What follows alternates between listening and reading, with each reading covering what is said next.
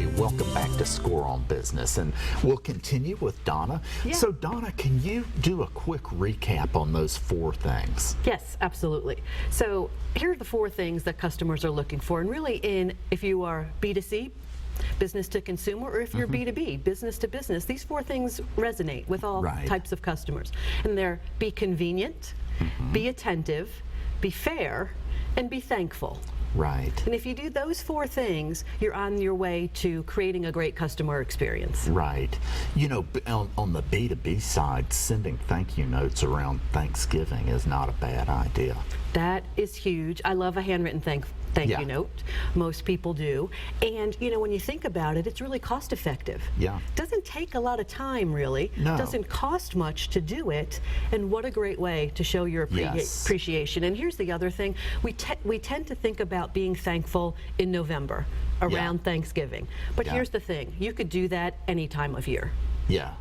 That's a great point. Yeah. So,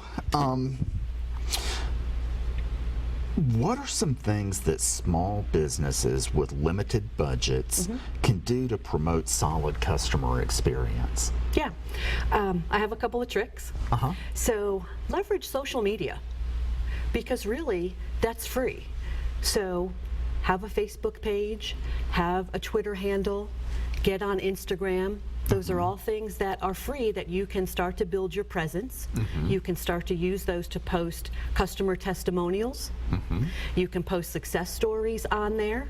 But the other thing when you leverage social media is you can tap into what others in your industry are doing. You can even look at your competitors' websites or Facebook pages to see what are they promoting? What are their customers saying about them? Right. And then you can decide, we can do that here, or I've seen a complaint, how do we avoid that happening to us? Right. So that's a really great way. It's free, it's a little stealth, but it's a way to tap into what's going on. And LinkedIn's another really good one for B2B. LinkedIn is a great one for B2B, and here's what I would recommend for B2B, or really anybody as a matter of fact, is you can also follow customer experience experts. So a couple that I follow, Adam Ramshaw, Annette Franz, those are some folks that you can find on LinkedIn, you can find on Twitter. They post all the time customer experience tips. They might have a newsletter that you can sign up for. Well, how can people follow you? Oh, well, that's a great question. I am on Twitter at Ask Your Customer. And I do have a Facebook page. Listen, Learn, Live. And then you can sign up for my newsletter if you wanted to from my website, listenlearnlive.org. Okay, so say them one more time. Yep. My Twitter handle is at Ask Your Customer. My Facebook page is Listen, Learn, Live. Right. And my website is listenlearnlive.org. Perfect. Yeah. Perfect.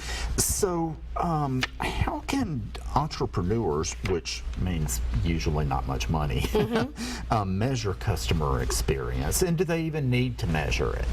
Well, I do think that you need to measure it, but there's a couple of key things. One, understand what metric is important to you. So as an entrepreneur, do you want to know your customer satisfaction level? Do you want to know ease of doing business? If customers are repurchasing, first figure out what it is that you want to find out. And then you can go about measuring it. The easiest way, the most inexpensive way, in my opinion, is a web-based survey. Yeah, like SurveyMonkey or something. SurveyMonkey, Survey Gizmo, I think is out there, and I think Google has a form that you can use. Now, just because they're free doesn't mean you know how to design a great survey, so be careful what you're asking.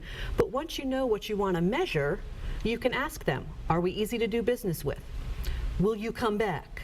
Will you tell friends about us? How many questions would you recommend? I would say no more than 5 questions on a web-based survey. Customers are going to give you just a few minutes of their time. We talked about being convenient. They want it to be convenient to take your survey. I will always take time to answer 5 questions, but then I get some of these, and from big companies that know better, it's like page after page. I've taken a lot of bad surveys. It's a shame, but I'll tell you one other trick if you're thinking about using a survey. Ask your most important question questions first. Right. Because as we just talked about, we might start taking the survey, but it Right. doesn't mean we're going to finish it. So if you Yeah. want to save all the good stuff until the end, you might miss out on some feedback. Right. So load up the front with the stuff you really want to know. Absolutely. Donna, thank you so much You're for welcome. being here. Okay. Okay, ladies and gentlemen, that is it for this week, and we will see you next week. Bye now.